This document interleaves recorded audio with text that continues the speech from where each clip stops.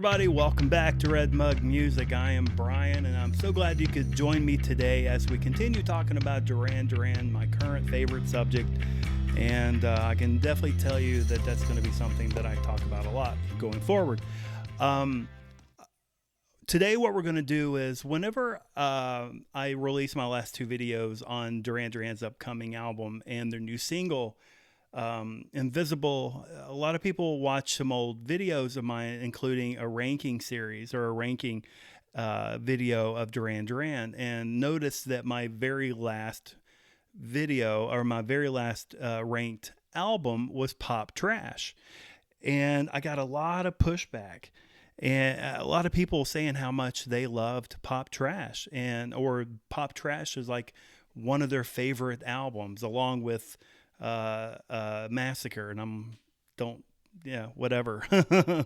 But I wanted to talk today about Pop Trash and go over the album. And what I was going to do, I'm not going to do it now because I already did it and it took a long time and I don't think it really sounded right. I went through the whole entire album, making comments and doing some commentary during the album, but I'm not able to play the music because the record company would instantly block my video and you would not be seeing it. So since you're able to see it, means that I did it all correctly and they're not going to block me. Anyway, what I wanted to do is talk about Pop Trash. Now, the album Pop Trash came out after Medazzaland and before Astronaut. And during this time, it was a really messed up time for Duran Duran. John Taylor had already left the band during Medazzaland and had absolutely zero influence on Pop Trash. Also during this time, Simon Le Bon was having pretty severe writer's block. And, if I were in the band, I think I would be like, let's wait. let's let Simon do something that's going to inspire him, and to write some lyrics, and then we'll get back to it, or we'll be working on some music whenever he's ready to write some lyrics. We'll do that. It's just them three. There's no Roger. There's definitely no Andy, and there's no John. And I'm gonna have to backpedal a little bit because once before I said that you definitely just need Simon and Nick, and those are the two key elements for Duran Duran. Of course, I would prefer to have John Taylor in there as well, and Roger and Andy, but I'm just saying in a way that you can still understand that it's Duran Duran. But I think there was one more element in this equation that really screwed it up, and I'm going to call that element Warren. I don't like Warren's guitar playing. I don't think it sounds like Duran Duran. I think it makes them sound different. And I pretty much don't like any of the era that Warren was a part of, even though I do like Liberty, but I do know that it's a bad album. I'm just kind of partial to it because during the time in my life that the album dropped, I listened to it a bunch because it was one of the only things I had at the time. But anyway, I wanted to go through the album and talk about each song and kind of give you an idea of why I don't like the album. And let's just start. So the first song is called Someone Else Not Me. Now, it's a very slow song, and I think it's kind of strange that they started the album with this slow song. And the only thing that I can come up with, and I'm not completely against starting with a slow song, but if you know me, I'm very particular on what I consider a good album. And I think a good album has to have a very good, what I call opening act. And the opening act is really the first two songs. And those two songs set the bar for the rest of the album. And they tell you what to expect. Your brain is going to hear this and think, this is what I have to look forward to. And so you hear Someone Else Not Me and you think, okay, it's going to be slow. It's going to be a ballady type album, and it'll be good, but it's going to be a little draggy. So I think that actually comes to light. But I think they put Someone Else Not Me as the very first song because it's probably the best song on the album. And they just wanted to start strong to get people hooked. Maybe. I don't think it works that way, but I think that's what they did. Then you go down to Lava Lamp. Lava Lamp, I'm pretty okay with that song. I'm not the biggest on the instrumentation. It's not my favorite. And the chorus, Duran Duran has this thing where they're not very melodic, or they don't have to be melodic during the verses. But then when it jumps into the chorus, it's absolutely beyond melodic, and it's beautiful. And there's harmonies and butterflies and unicorns, and it's just absolutely brilliant. But it just goes la la la la la the lamp, and that's pretty much it. And that just kind of goes against everything that I know Duran Duran does, and I think maybe that could be due to Simon Le Bon's writer's block. I don't know. Then we have Playing with Uranium. It has a really good start. I like the song a lot. It's a little bit better. It's not real fast. It's kind of a medium speed song, and it's got a pretty good chorus. So it's okay. I think it's pretty good.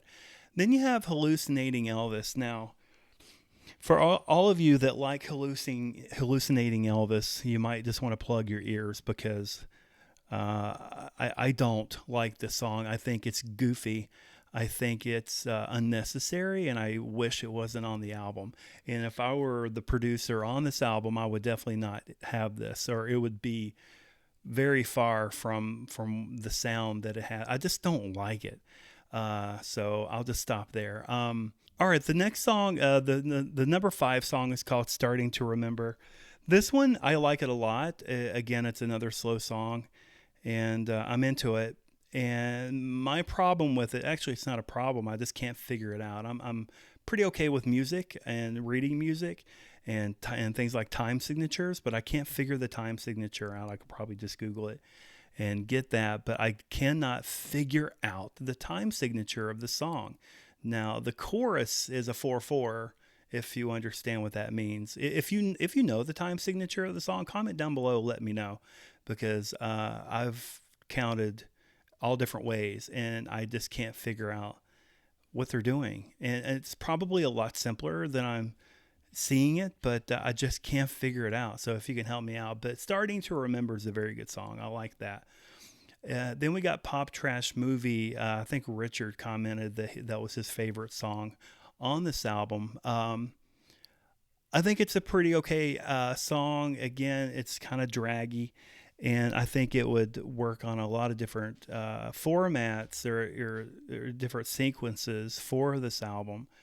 But the fact that we have so many slow songs, that's one of the reasons why I kind of struggle with the album. And you have like a sleepy Simon that a lot of times when he sings with this sleepiness, the ballad stuff, he tends to, I hear him get off key. Simon tends to hold on to these notes, and I just kind of feel it or hear it wavering a little bit. So anyway, Pop Trash Movie, it's okay. Then Fragment, it's basically just an interlude, just a segue between Pop Trash and Mars Meets Venus. All right, the next song, the number 8 track's called Mars Meets Venus. This one, kind of a dance number. I'm not a fan of the way it sounds. I think it's a little weak. But ever listen to it and think it sounds familiar? I think the way Simon is singing this song, it sounds just like the Gorillaz, which is kind of funny because of Graham Coxon with Blur, Gorillaz connection there. But anyway, it's got a pretty good chorus, if I remember correctly, but I just keep thinking how this sounds like the Gorillaz, so I'm not the biggest fan of it. Lady Xanax is fantastic. Now, this is where Sleepy Simon is appropriate, and it meets up with the type of music that's playing, and it meshes perfectly, and it turns into this beautiful song. So I'm going to say Lady Xanax is probably one of my favorite tracks on the album. But again, it's a slow song, which is okay. I mean, if you like the song, you like the song. But I'm looking at this in reference to it being I'm looking at the entire album, so it matters how much drag you have for me to be able to be okay with it. And I just think it just has way too much drag. All right, the next song is the number 10 track called The Sun Doesn't Shine Forever. Here's another really good song that's got a nice acoustic guitar, a very band, sounding song. But again, it's slow, a little sleepy again. I think maybe that's what it is. I'm just never really in the mood to listen to this much slowness. Or if I'm going to, there needs to be enough good fast tracks for it to keep my attention, but there just isn't. But you know, the sun doesn't shine forever. It's okay. It's just pretty good. Then number 11, you have another like little intermission segue kind of song. It's Kiss Goodbye, and it's a 41 second, you know, just a little instrumental that moves its way into the Last Day on Earth. Last Day on Earth is a very fun. It's almost kind of James Bondy kind of sound, you know, which is funny because of View to a Kill, but it just has a very good sound. I like this. My idea that I had at one point was to start the album with Kiss Goodbye.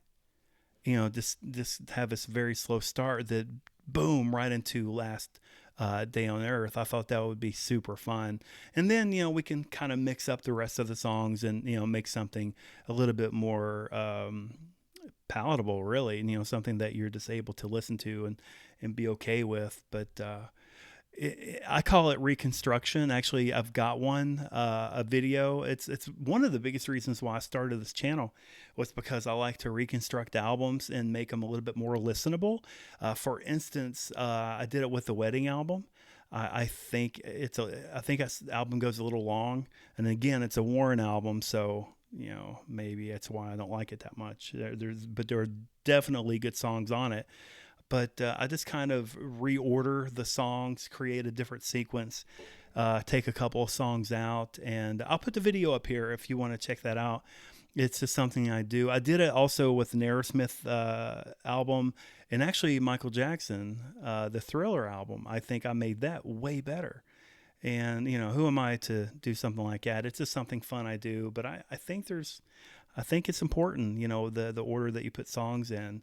And I think I've always had the ear for that, and I wish that's something I could do for a living, but you know I don't think that's a thing. Well, anyway, let's recap. Someone Else Not Me, really good. Lava Lamp, not the biggest fan. Playing with Uranium, it's okay. Hallucinating Elvis, I think that's shit.